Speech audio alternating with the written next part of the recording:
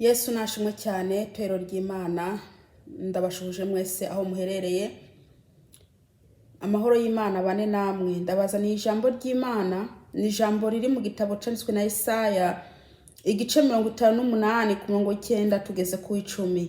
Yesu nashimwe cyane ndakwinginze kubw'imbabazi z'Imana kugira ngo urangize ino video hanyuma urushize kumenya ikimana igushakaho. Haleluya. Reka dusenge Imana. Data wa twese uri mu ijuru, izina ryawe niryubahwe mbwe nibuze. Data wa twese uri mu ijuru, ndagushimiye ukuntu wongeye kandi kunjya neza. Haleluya, ukantiza umwanya wo kuvugira. Mana ndakwinginze undungikire umwuka wera kugira ngo mwami Yesu Kristo anshigikire mu murimo wawe. Ndasengeye imitima y'abantu, Mana wari mu ijuru n'isi, ndakwinginze ugende uyijanjagure maze ijambo ryawe ryinjire. Urakoze Yesu, ndabohesheje imyuka yose mibi mu izina ryawe Yesu Kristo Umunyanazareti. Gira neza umuntu wari wese agiye kumviza buno butumwa, ni mu izina ryawe Yesu Kristo, amen. Reka dusome mu izina rya Yesu. Maze niwatabaza jewe Uhoraho nzokwitaba, niwatakamba nzovuga nti ndi hano, niwakura ugutwaza igitugu hagati muri wewe no gutungira abandi urutoke n'ibiyago bibi. Haleluya. Yesu nashimwe cyane bene data. Aya n'amagambo y'Imana mwene data muranyumviriza.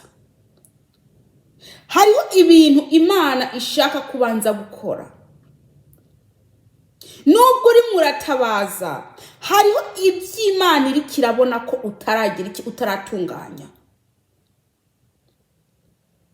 Ikintu Imana irimo iragushakaho nuko ubanza kugira iki kwitandukanya n'ibyaha, ukitandukanya n'uburyarya. Ubanze witandukanye n'uburyarya, ubanze witandukanye n'ubujura, banza witandukanye n'uburozi, banza witandukanye mbese n'ibyaha bye byose unabikurega. Hanyuma ni watabaza Imana izagutabara. Yesu nashimwe cyane.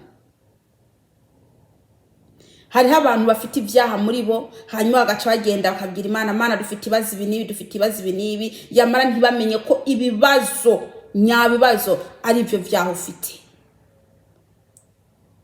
Uko kutumvikana na mugenzi wawe nibyo bibazo wewe ufite bikuru. Izo njyane ziri hagati mu rugo rwawe kandi ari wowe uziteza, nimva nico kibazo gikuru wikoreye. Ubwo busambanyi ugendana nabwo, izo nizo ngorane wikoreye. Haleluya. Uko kwambara ubusa ugenda ukura abagabo n'abasore kugira ngo bagukunde, nizo ni ngorane wikoreye. Ikintu Imana imira gushaka umukobwa uri murandeba, ikintu Imana imira gushaka mu mama uri murandeba, ikintu Imana imira gushaka mu papa nawe musore uri murandeba, irimwe irashaka ko ubanza kwikuraho ibyaha bikurimo. Manza wikureho ibyaha. Mureke kuja imbere y'Imana mutakamba muvuga muti Mana dutabare, Mana dukubiswe n'ingwara, Mana tugize ibimana byaruteye nibi, mukanga kubanza kwikuraho iyo myanda ibariko. Haleluya. Imana irimwe irareba ko hari ikintu kikikuriko, ariko uri muragenda upfukamanga imbere y'Imana, Mana ndarwaye nkiza, yamaruka ufite uburwayi busumbije iyo malariya ufite, ukwikinisha. Ukaba ufite uburwayi busumbije ayo maso yawe, ugusambana. Mugenda imbere y'Imana muvuga ati Mana tugaburire, ariko Imana yareba ikigutera inzara igasanga nuko uri umujura. Ibyaha uri murakora nibyo biriko biratuma ibyago bigushikira. inzira zawe mbi uri muranyuramo nizo ziko ziratuma ibyo byago bigushikira. Banza witandukanye n'ibibi, banza witandukanye n'ibibi, banza witandukanye n'ibyaha, hanyuma ubone kuja imbere y'Imana uyisaba ibyo ushaka. Umwanzi w'Imana ni icyaha. Haleluya. Dusome ku murongo w'10. Ngibi n'ibindi Imana ishaka gukora. Ngibi n'ibindi Imana ishaka gukora mbere yo kuja kwitakambira ngo Imana igutabare. Ngibi ibintu Imana igushakaho. Icyambere igushaka gukiranuka. Ubwa kabiri reka ndebasomere. Ugahebera umushonji ibyo wari kurya, ugahaza imahazwa, umuco wawe uzorasira mu mwiza, kandi mwiza wawe uzohinduka nko ku murango w'amashoka. Reka nsubiremo. Ugahebera umushonji ibyo wari kurya, ugahaza impahazwa, ibyo ngibyo nibyo Imana irabashakaho. Ubwa mbere kubanza ukitandukanya n'ibizira byose bikurimo, kubanza ukitandukanya n'imyanda yose muri kumbagazamo, kubanza kwitandukanya n'uburyarya n'ububeshi no kuvuga amagambo ateye isoni uyanyuza mu kanwa kawe, gutuka bagenzi bawe, kuvuga bagenzi bawe, kubadodobereza. Ibyo byose Imana ishaka ko ubita niba ushaka kugirirwa neza n'Imana. Igikurikira imirimo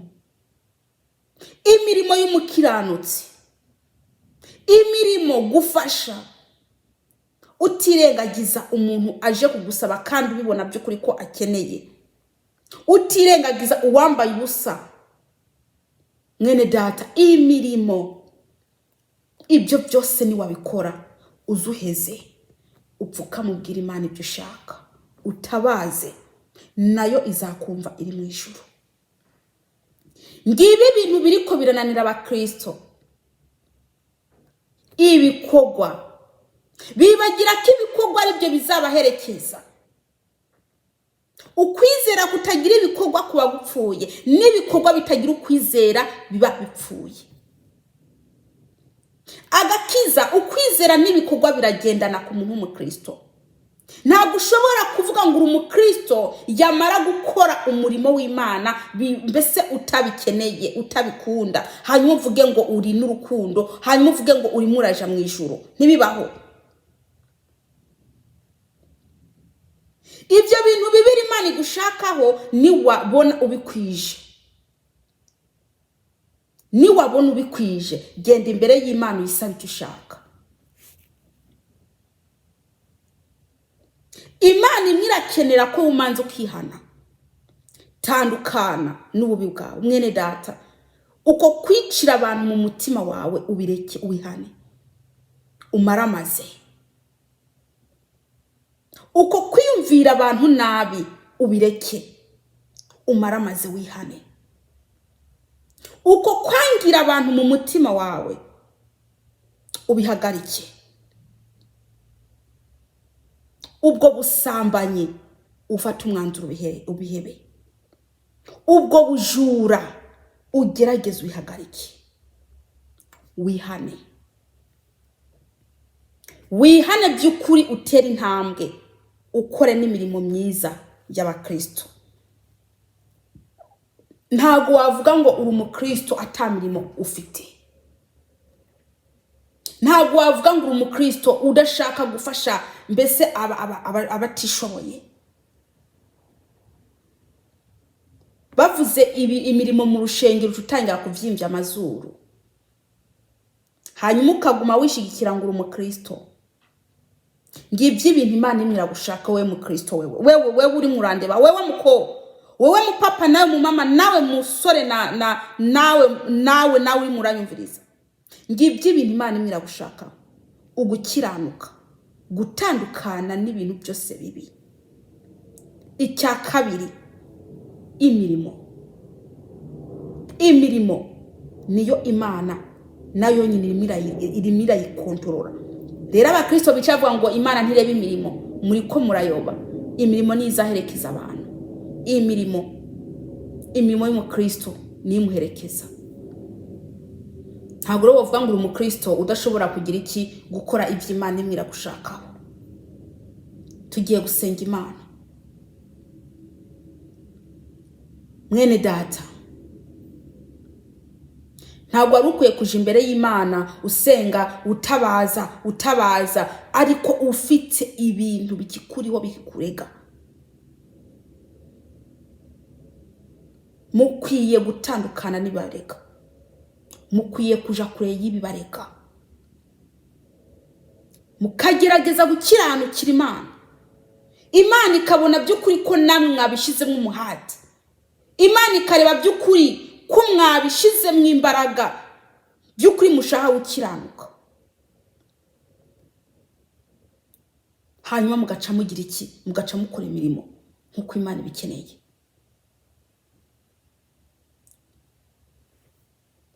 Iyi ni message ije kuri wowe.